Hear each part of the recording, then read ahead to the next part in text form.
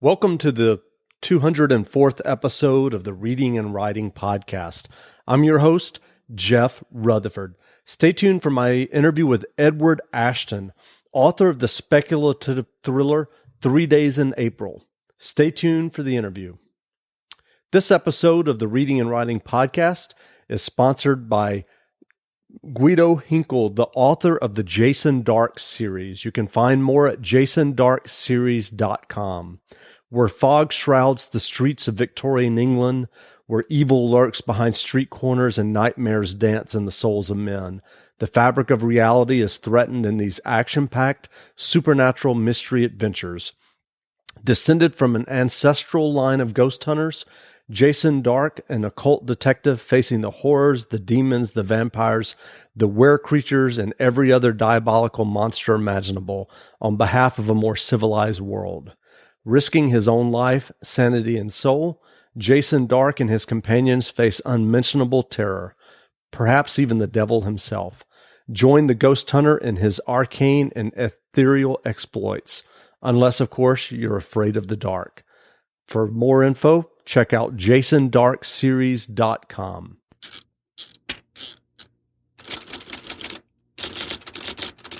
Welcome back to the Reading and Writing Podcast. My guest today is Edward Ashton. Ashton's new novel, 3 Days in April, has just been published.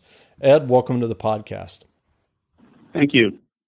Well, can you read the first 2 or 3 pages from your new novel, 3 Days in April? Sure, I'd be happy to. Thank you. The first chapter is titled Anders. Each chapter is titled by the character who is speaking at the time, so I'll start with chapter 1.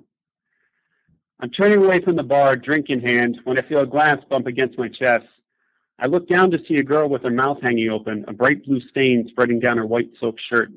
She's barely 5 feet tall, with curly red hair, shoulders like a linebacker, and biceps that look like short, angry pythons under ghost-pale skin. She looks up at me, and yeah, there's the brow ridge. This is not going to go well. Shit, she says. Shit! This was a brand new shirt, you asshole! She puts a hand to my chest and pushes me back. I hit the bar at kidney level, hard enough to leave a bruise. Beer sloshes over my hand and runs down my arm. By the time I look back, she's already swinging. I slip to the side and watch her fist sail by. The bartender is reaching for something under the bar, and the bouncer's starting our way. My hands are up, palms open. If I have to hit her, it'll be a slap. I have no problem with punching a girl in principle, but Neanderthals had heads like bricks.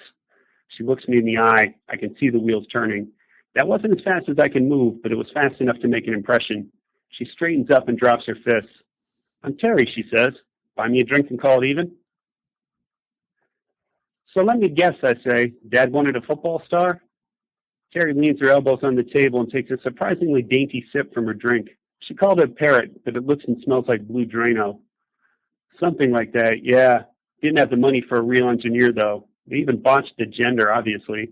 I was supposed to just get the muscles and the extra bone strength, but, well, you can see what I got. What about you? Manufactured for the NBA? What makes you think that, I ask, and finish my beer in one long pull. I'm not actually much of a drinker, but I'm still winding down from a scuffle by the bar, and I feel like I need to take the edge off. Come on, she says. What are you, 7 feet tall? I laugh. Not quite, I say. I'm 6'7", and it's 100% natural. I come from a long line of giant, gangly Swedes. Maybe. She takes another sip and leans back in her chair, tilts it up on 2 legs and balances for a moment, then drops the front legs back onto the floor with a bang. You'd be surprised how many times I've taken a swing at someone in a bar, and I don't usually miss that badly. I laugh again, a little harder this time. Alcohol-wise, I might actually be moving past taking the edge off at this point. Nah, I say, I wouldn't be surprised. If the original Neanderthals were as douchey as you guys are, it's no wonder we wiped them out. Her eyes narrow. I guess she's thinking about taking another poke at me, but instead she leans back in her chair and smiles. You're avoiding my gigantic friend. I hang out with a lot of engineers, and I've never seen anyone move that fast. Even the military exoskeletons are more strength than speed. I don't know if you're mechanical or biological, but you've definitely got something. What did they give you? I raise my eyebrow. That's a pretty direct question.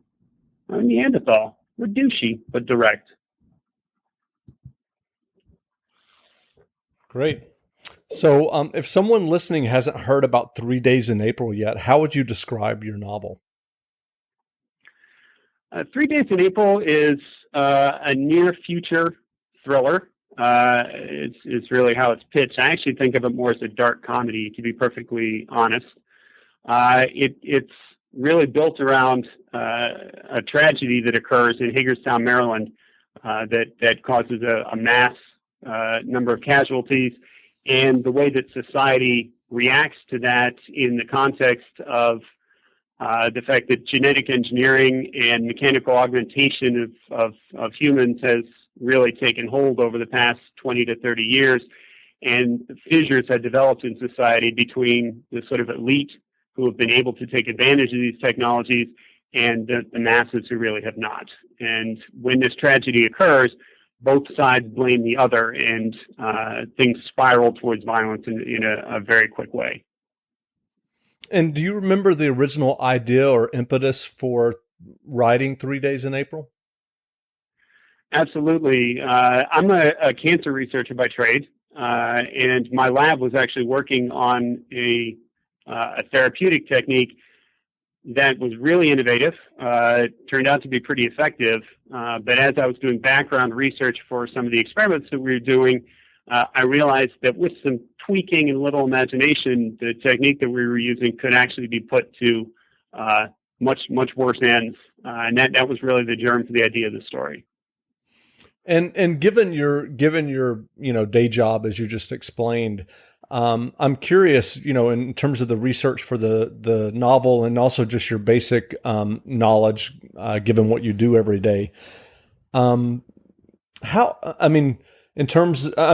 you wrote this fictional novel, but I'm curious, if you could conjecture or make a guess, do you think that we will see, at some point in the near future, some type of genetic engineering for bad ends or for nefarious reasons?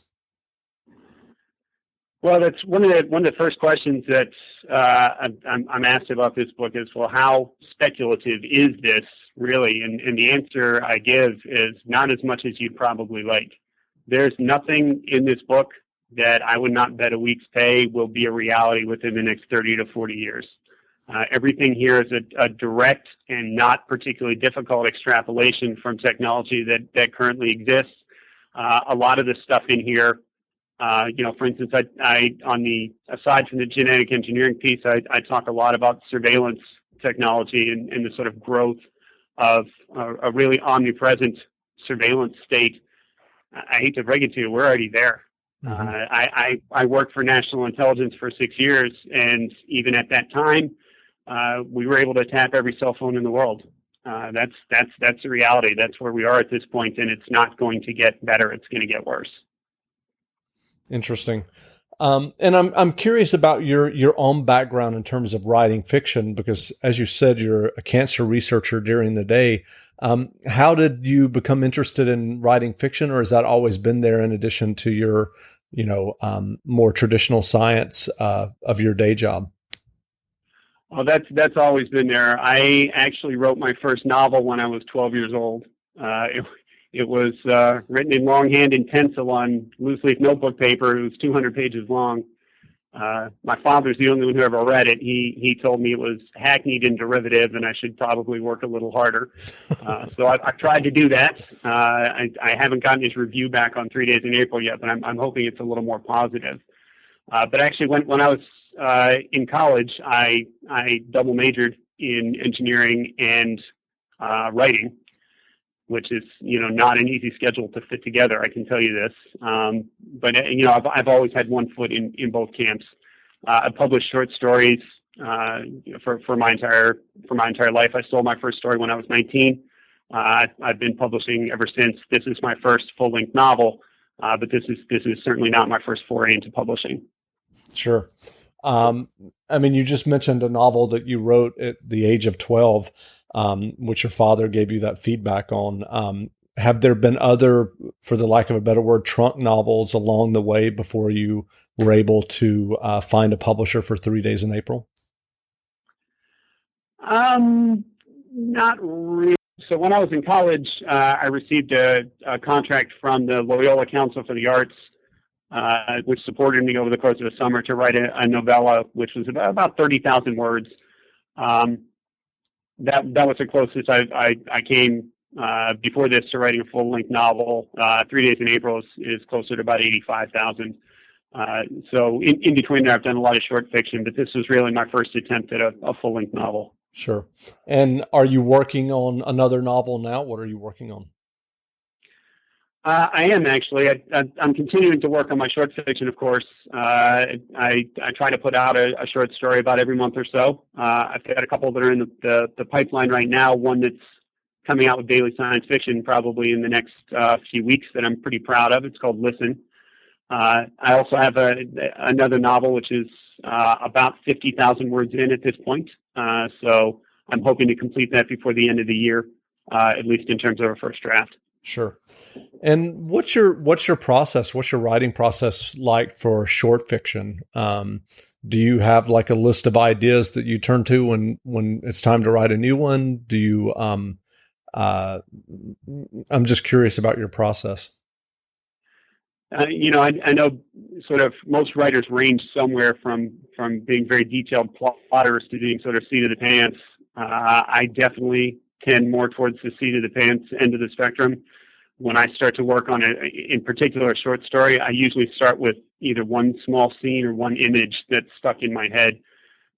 For example, my most recent full-length short story began with an image of a man stepping out of an airplane onto a tarmac in the dead of winter, a deserted tarmac. And I didn't know who he was or why he was there, but I had an idea in my head that he might be getting ready to do something interesting. And so I had to write the story to find out what that was.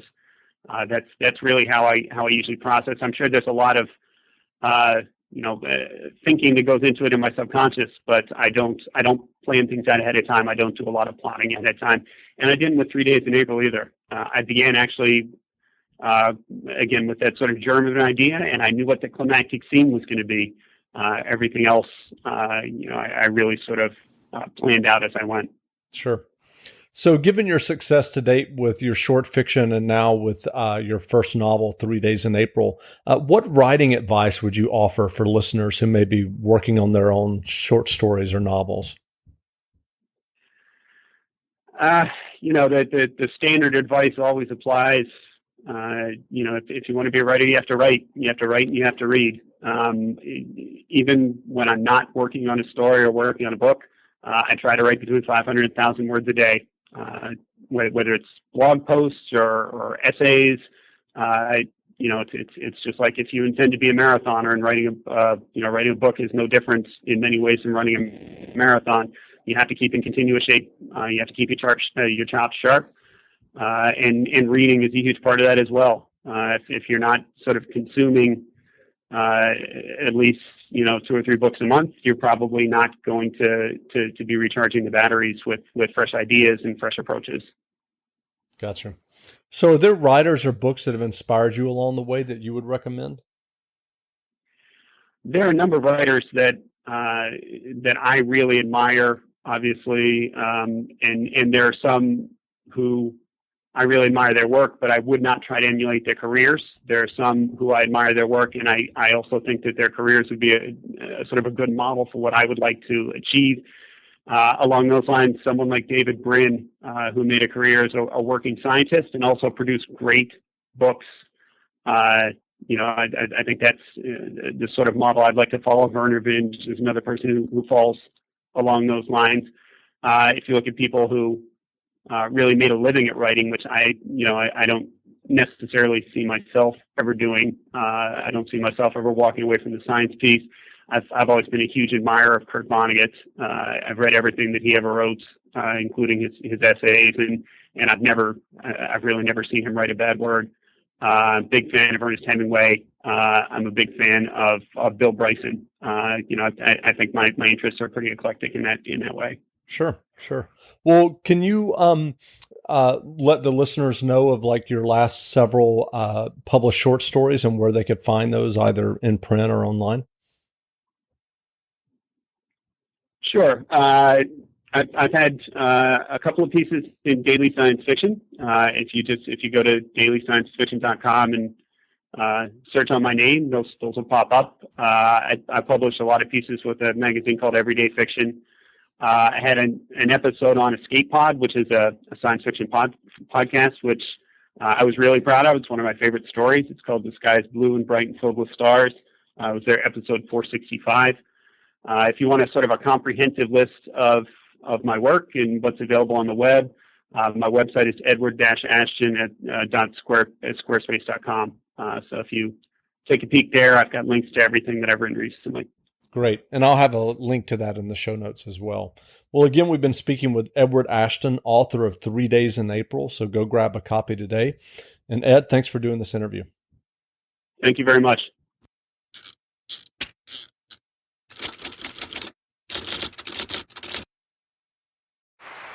Hear that? Is that America cheering or a sausage patty sizzling to perfection? It's time to cheer for Egg McMuffin and fresh cracked eggs at McDonald's. It's time to wake up to the aroma of freshly baked biscuits and treat yourself to a real honest-to-goodness morning meal. Breakfast, it's on at McDonald's. Now enjoy a large iced coffee for just $2 and a breakfast sandwich to make a meal. Prices and participation may vary. Cannot be combined with any other offer or combo meal. The stockings are hung and the shopping has begun. This holiday season, shop Cincinnati favorite gift cards at Kroger. Grab a gift card to La Rosa's and enjoy a warm slice of pizza. Or snag a gift card to Grater's and treat yourself to something sweet. Whoever you're shopping for, you'll earn 4 times fuel points on Cincinnati favorite gift cards. Head over to giftcards.kroger.com/Cincinnati-favorites to complete your shopping list and support our local businesses. Available in Cincinnati, Columbus, and Louisville markets only. Restrictions apply. See website for details.